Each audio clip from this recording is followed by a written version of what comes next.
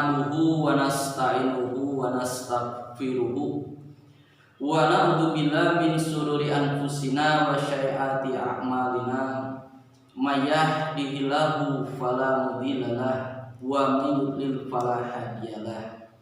Asyhadu an la ilaha illallah wahdahu la syarikalah wa asyhadu anna Muhammadan abduhu wa rasuluh alladzi la nabiyya ba'da amma ba'du. Qala Allahu ta'ala fil Qur'anil Hakim, a'udzu billahi minasyaitonir rajim, wa fawqa kulli dzi ilmin alimun alayah. Hadirin ikhwatu iman rahimakumullah, alhamdulillah, puji syukur ke Allah Subhanahu wa taala yang telah memberikan kepada kita hidayahnya, inayahnya dan taufiknya, sehingga kita dijadikan hamba yang taat tunduk pada perintahnya, menjalankan syariat sesuai dengan apa yang dicontohkan oleh Rasulullah Sallallahu Alaihi Wasallam. Hadirin ikhwatul iman rahimakumullah, pada kesempatan kali ini kita akan masuk kepada pembahasan tentang mazhab. Sebelum kita membahas terlalu jauh apa itu mazhab, oleh karena itu perlu kita mengetahui dan mengerti apa itu yang disebut dengan mazhab dan mengapa harus ada yang namanya mazhab. Oleh karena itu mari kita teliti dan kita lihat apa itu yang disebut dengan mazhab. Sebagaimana yang diungkapkan oleh Imam Al-Hayshami di dalam kitabnya Tahfatil Muhtaj, dia menyatakan al-madhabu lughatan, madhab menurut bahasa, makanud dhihab, yaitu tempat pemberangkatan. Summa ustu'iro, kemudian bahasa itu dipinjamkan lima yadhabu ilaihi minal ahkami syariati.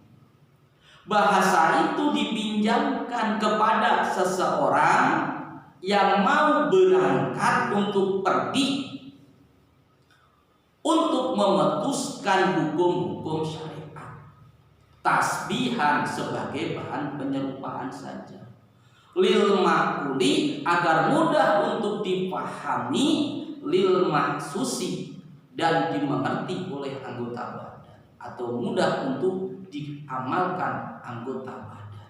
Ini menurut bahasa. Wa istilahan, dan menurut istilah, apa itu yang dikatakan madhab? Mahtasso bihi al-mujtahid, apa yang sudah diputuskan atau ditentukan oleh orang yang ijtihad, minal ahkami syariati, dari hukum-hukum syariat, al-furu'iyati, yang termasuk mencakup hukum-hukum yang furu', al-ijtihadiyati, jalannya dengan jalan ijtihad, al-mustafadati, tujuannya agar bermanfaat atau bisa diambil manfaat dan dilakukan oleh mukallaf atau manusia, minal adilati donniati, yang semuanya itu bersumber dari hukum-hukum yang don. Ini yang menjadikan harus catatan bagi kita. Jadi apa kesimpulannya? Ternyata yang masuk dalam wilayah madhab, yang masuk dalam wilayah perbedaan atau ijtihad, itu ternyata sifat hukumnya semuanya itu don. Jadi don artinya hukum yang dia itu tidak tersurat, dia hukum yang tersirat. Maka disinilah terjadi apa? Pantas terjadi banyak perbedaan dalam penafsiran, banyak perbedaan di dalam pemahaman. Di sini munculnya. Kenapa? Seperti saya ulangi seperti tadi, muncul dari hukum yang sifatnya don. Oleh karena itu, yang jelasnya bahwa yang dinamakan dengan madhab ialah tempat mulainya memutuskan hukum-hukum syariat di dalam Islam. Ini yang dinamakan dengan madhab. Oleh karena itu, dan mengapa harus muncul madhab? Tadi pertanyaannya, maka jawabannya yang pertama adalah ini merupakan bagian dari hukum ilahiyah Allah. Kenapa saya katakan ini bagian dari hukum ilahiyah Allah? Karena ini merupakan sudah bagian dari proses Allah. Memang harus demikian. Ketika berhubungan dengan syariat, sengaja Allah tidak mencantumkan hukum-hukum itu secara qat'i semuanya, dicantumkan hukum itu dengan don. Tujuannya apa? Untuk limaslahati basyari, untuk kemaslahatan manusia tujuannya. Sebab apa? Sebab berdasarkan nanti keadaan perkembangan situasi zaman semakin berkembang, artinya hukum pun juga akan semakin berkembang. Seperti contoh saja yang singkat, ketika kita mau menghukumi tentang rokok, apakah ada hukum rokok yang qat'i? Tidak ada. Hukum rokok itu sifatnya don. Maka bagaimana? Ini termasuk bagian dari perkembangan zaman.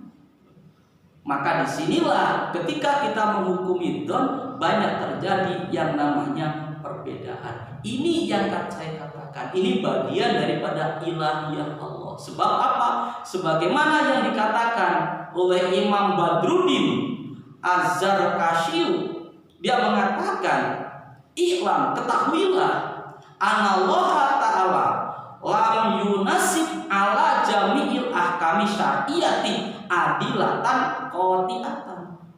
Ketahuilah bahwasanya Allah seolah-olah ada kalimat sengaja tidak memberikan hukum-hukum dalam syariat secara qat'i. Tentu ada tujuan.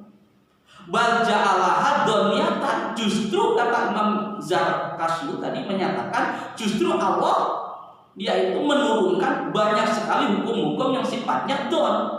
Qasdan li tausi'i alal mukallafina. Tujuannya apa? Supaya nanti bisa berjalan di dalam mukalif manusia ketika manusia itu sudah menyebar ke penjuru dunia. Nanti bisa dihukumi dengan yang sifatnya don. Tentu nanti didasarkan dengan hukum-hukum atau disandarkan pada hukum-hukum yang qat'i. Maka dikatakan oleh imam tadi, li Allah yang hasiru fi madhabin wahidin li qiyamid dalili, supaya tidak apa? Supaya manusia nanti tidak hanya terbatas, bingung kalau terbatas. Bagaimana kita menghukumi rokok ketika tidak ada yang qat'i? Kita akan kebingungan. Ini yang dikatakan, supaya manusia itu bisa berpikir dengan luas. Maka diantaranya yang dimaksud dengan salah satu penyebab kenapa harus ada madhab, maka ini yang menjadikan jawabannya.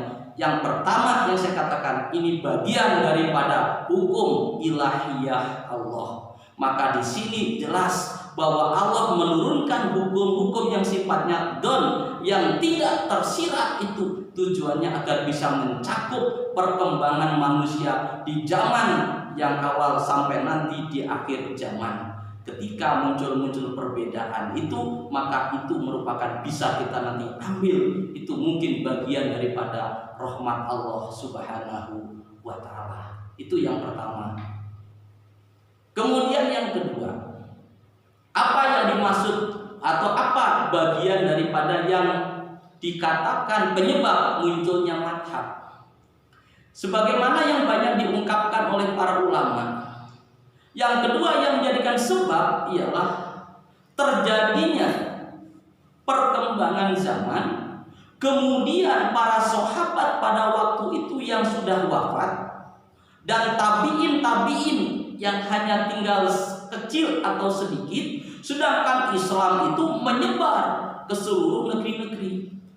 Dan dikarenakan juga sedikitnya sumber pengetahuan yang sampai kepada para mujtahid, di antara yang dikatakan oleh Imam Hanafi. Imam Hanafi berkatanya demikian. Kenapa? Sedikit sekali sumber yang datang pada waktu itu. Susah pada waktu itu mencari hadis. Berbeda dengan sekarang. Maka Imam Hanafi ini yang menjadikan satu, sehingga ro'yu itu atau pola pikirnya itu lebih ditinggikan. Sebab apa? Untuk bisa mengamalkan satu amalan perkara. Ini yang dikatakan sedikitnya pengetahuan yang ada, sedangkan Islam sudah menyebar. Maka pantas di sini muncul para ulama-ulama fikih pada waktu itu. Tujuannya adalah supaya apa? Untuk berijtihad, memutuskan hukum, bagaimana supaya ini bisa dikerjakan hukum ini. Ini bagian dari ijtihad. Kemudian yang ketiga yang saya baca, sebagaimana yang dikatakan oleh Imam Ibnu Taimiyah, Imam Ibnu Qayyim. Imam Ibnu Qayyim berkata, fa in majmu'u sunnati Rasulillah sallallahu alaihi wasallam min aqwalihi wa af'alihi wa iqrarihi la yujadu inda rajulin wahidin abadan walau kana a'lama ahli ardi. Ini yang dikatakan Imam Ibnu Qayyim. Apa? Artinya, dan jika dikumpulkan seluruh sunnah-sunnah Rasulullah itu, baik berupa dari ucapannya, sabdanya, baik berupa dari perbuatannya, afalnya, ataupun ikrorna, persetujuannya, la yujadu inda kulli wahidin, tidak akan bisa dikuasai, dimiliki oleh satu orang saja, itu tidak akan bisa. Walau karena aklama ahli arti, sekalipun kata Imam Qayyim tadi, dia itu orang yang paling pandai, paling mengetahui seluruh bumi, tidak akan bisa untuk bisa mencakup, menguasai sunnah Rasulullah semuanya, tidak akan bisa. Maka sunnah Rasulullah itu tersebar di sini tersebar melalui beberapa orang. Ini yang dipahami oleh Imam Qayyim. Kemudian yang keempatnya, adamul bulughil hadisi ila ba'dil mujtahidina wa bulughuhu ba'dil akhara. Adanya yaitu hadis atau sunnah yang sampai kepada mujtahid yang satu, tidak sampai kepada mujtahid yang lain. Ini timbul nanti semua sama. Dan yang kelima, anal hadisa qad yablugu a'imata walakinna yahtalifu ba'da dzalika min sihatil amrihi. Hadis bisa saja sampai kepada seluruh mujtahid, tapi ternyata kesohihan dari hadis itu menjadikan bahan pertentangan. Pertentangan dari sohih tidaknya hadis ini menjadikan juga bahan, yaitu perdebatan di antara para madhab, munculnya madhab.